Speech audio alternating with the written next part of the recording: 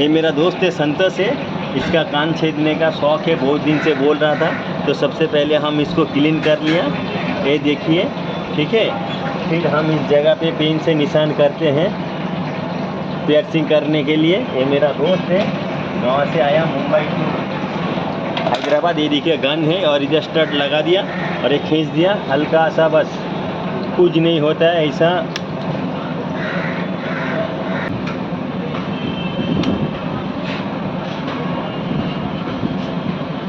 ये देखिए हो गया। कितना दर्द हुआ भाई? बोल रहा था दर्द हो, उनको स्क्रू किधर गया था? सबको गिर गया क्या?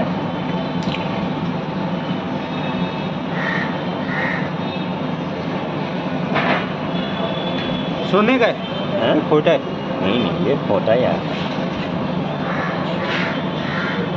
हाँ। क्या हुआ? कितना दर्द हुआ?